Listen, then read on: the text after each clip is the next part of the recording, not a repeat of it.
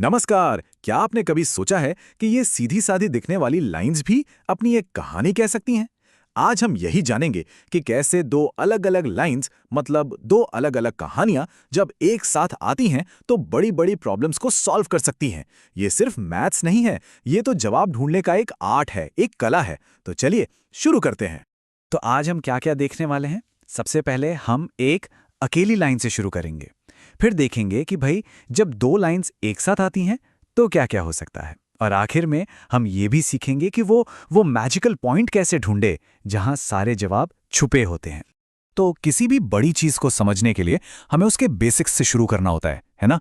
और हमारी कहानी का हीरो है एक सिंगल लीनियर इक्वेशन। यही वो फाउंडेशन है जिस पर हम आगे की पूरी कहानी बिल्ड करेंगे। तो इसको समझना बहुत जरूरी है क्योंकि यहीं से आगे का रास्ता खुलता है। तो स्क्रीन पर देखिए, ax plus b y plus c equal to 0। अब ये सिर्फ एक फॉर्मूला नहीं है, इसे आप एक सीधी लाइन का सीक्रेट कोड समझिए। मतलब इस लाइन पर जितने भी पॉइंट्स हैं, जितने भी, वो सारे के सारे इस इक्वेशन के सॉल्यूशन हैं। इसका मतलब क्या हुआ?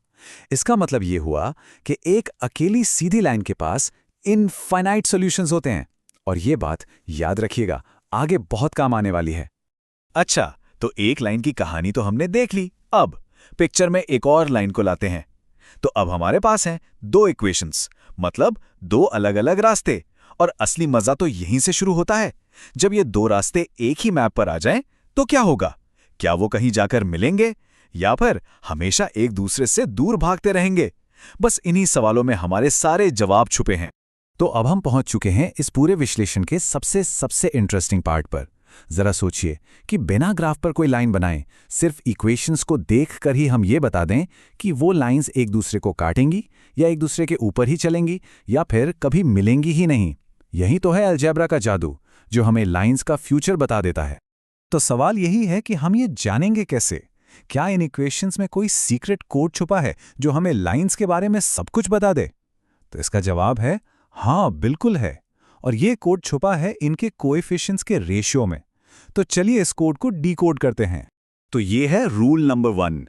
अगर a1 upon a2 b1 upon b2 के बराबर नहीं है, तो इसका सीधा सा मतलब है कि दोनों लाइंस का जो स्लोप है, जो झुकाव है, वो अलग अलग है।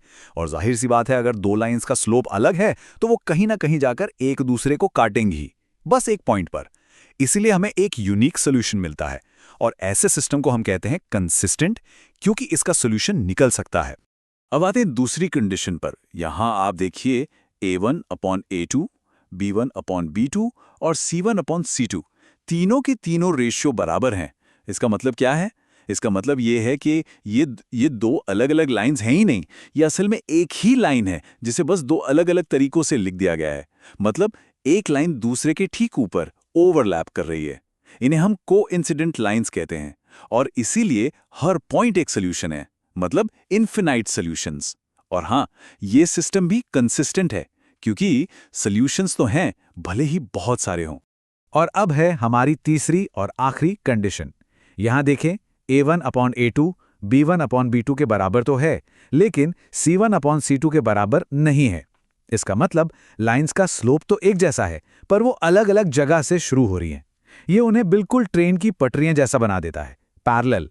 वो एक ही डायरेक्शन में तो चलती हैं, पर मिलती कभी नहीं। और अगर लाइंस कभी मिलेंगी ही नहीं, तो कोई कॉमन सॉल्यूशन भी नहीं होगा, जीरो सॉल्यूशंस।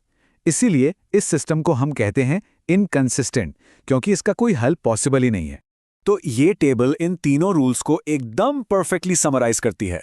यहां आप साफ साफ देख सकते हैं कि कैसे इक्वेशन का स्ट्रक्चर सीधे सीधे ये तय करता है कि ग्राफ पर लाइंस कैसी दिखेंगी और उनके कितने सॉल्यूशंस होंगे। वही बात, अलजेब्रा और ज्योमेट्री एक ही सिक्के के दो पहलू हैं। ठीक है, तो अब हमें ये तो पता चल गया कि सॉल्यूशन है भी या नहीं, और है तो कितना, एक या इनफिनाइट। लेकिन अगला बड़ा सवाल ये है कि उस सॉल्यूशन को, उस पॉइंट को आखिर ढूंढे कैसे, उस x और y की वैल्यू का पता कैसे लगाएं। तो इसके लिए हमारे पास मेनली दो रास्ते हैं। तो इसे आप एक फोक इन द रोड की तरह समझ सकते हैं। एक रास्ता है ग्राफिकल मेथड, जिसमें हम प्रॉपर ग्राफ बनाकर देखते हैं कि लाइंस असल में कहाँ कट कर रही हैं। और दूसरा रास्ता है अलजेब्रिक मेथड, जहां हम बिना कोई ड्राइंग किए सिर्फ कैलकुलेशन से उस पॉइंट तक पहुंच जाते हैं। तो चलिए इस अलजेब्रिक मेथड वाले रास्ते पर थोड़ा और करीब से नजर डालते हैं। देखिए, ये कोई एक अकेला मेथड नहीं है, बल्कि इसके अंदर भी कई पावरफुल टेक्निक्स का एक पूरा ग्रुप है। हाँ, हर टेक्निक का काम करने का तरीका थोड़ा अलग है, पर सबका गोल, सबकी मंजिल एक ही है, उस x और y की वैल्यू को ढूंढना जो दोनों इक्वेशंस की पजल को सॉल्व कर दे। तो इसमें कुछ मेन मेथड्स हैं, जैसे कि सब्स्टिट्यूशन मेथड, जहां हम एक वेरिएबल की वैल्यू निकालकर दूसरे में रख देते हैं। एलिमिनेशन मेथड, जहां हम एक वेरिएबल को ही पूरी तरह से एलिमिनेट कर देते हैं, हटा देते हैं। और क्रॉस मल्टीप्लिकेशन मेथड, जो एक डायरेक्ट फॉर्मूला यूज करता है। ये सब के सब बिना ग्राफ बनाए सीधे इक्वेशन से सोल्यूशन निकालने के पक्के तरीके हैं। तो इस सब का सबसे बड़ा टेक अवे क्या है? सबसे जरूरी बात यह है कि अलजेब्रा और ज्योमेट्री के बीच एक बहुत ही गहरा और खूबसूरत कनेक्शन है। जो कहानी हमें इक्वेशंस में नंबर्स और रेशियो के रूप में दिखती है, ठीक वही कहानी हमें ग्राफ पर लाइंस के बिहेवियर के रूप में नजर आती है। और ये सारी बातें हमें एक बहुत ही इंटरेस्टिंग सवाल पर लाकर छोड़ देती हैं। ठीक है, हमने इक्वेशन सॉल्व करना तो सीख लिया, पर रियल वर्ल्ड में इसका क्या यूज है? कहाँ काम आता है ये सब? जरा सोच कर देखिए, हमारी असल जिंदगी में ऐसी कौन सी सिचुएशंस होती हैं जहां दो अलग अलग कंडीशंस या दो अलग अलग रास्ते होते हैं और हमें ठीक वो एक पॉइंट ढूंढना होता है जहां वो दोनों मिलते हैं। सोचिए, किसी बिजनेस का ब्रेक इवन पॉइंट, जहां कॉस्ट और प्रॉफिट बराबर हो जाए, या फिर वो टाइम जब दो अलग अलग स्पीड से चल रही गाड़ियां एक जगह मिलती हैं। तो ये सिर्फ मैथ्स की किताबों तक ही नहीं है, ये रियल लाइफ की प्रॉब्लम्स को सॉल्व करने का एक बहुत ही पावरफुल टूल है।